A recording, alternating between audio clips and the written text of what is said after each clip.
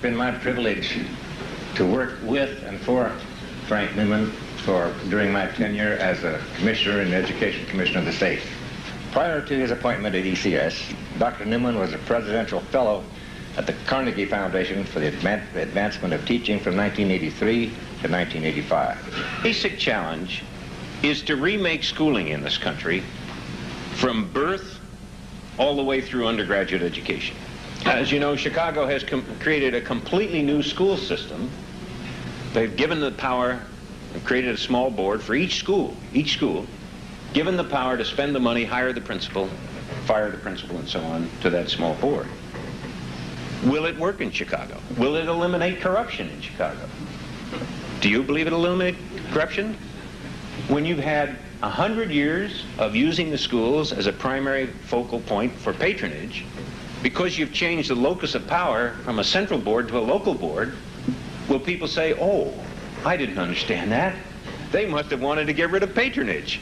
I have this cousin that wants a job. I should stop thinking about that. No, of course not. They're going to go over to the local board and say, now we need to have a chat here instead of going downtown. In other words, we cannot expect these systems to change unless we change the basic policies that surround them.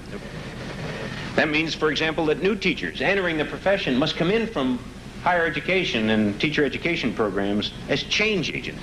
The contract is the following. If you stay in school, stay off drugs, keep your marks up, graduate, by the time you get out of school, we'll give you free tuition in any one of the public institutions, and or the equivalent amount at a private institution. And in addition to that, we will mentor you. There will be a mentor to help you all through that period of time. And in addition to that, at the end of the third grade year, you will go to a camp on one of the campuses. Every kid will go to one of the campuses and get a brush up to high-intensity academic session. Another one is deregulation, offering waivers to people to get around things that get in the way of their doing interesting things.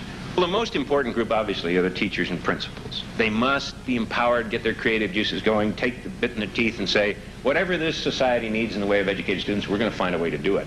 And we may be doing things that are right, we may be doing things that are wrong, but if they're wrong, we're changing them. And states primarily have done a lot of regulating recently, and I think it's all generally been to the good.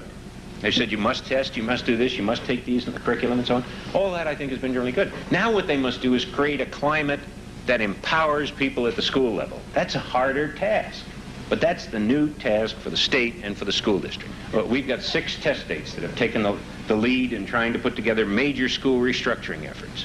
Met with a group of businessmen on Monday, and we all agreed that it's going to take 10 years minimum to achieve anything like what we want. You said that approximately 10% of the youngsters that came into public schools were deprived because of premature birth, drugs, alcohol. Intellectually damaged. Okay. All right. Do you believe that there are others intellectually damaged because of their lack of supervision in the preschool years, and does that have an implication for preschool education in the public schools? Oh, there's no question that the preschool years are terribly important for all children. The only thing that, and we are moving as a society rapidly toward much more in the way of available preschool. Governor Perpy.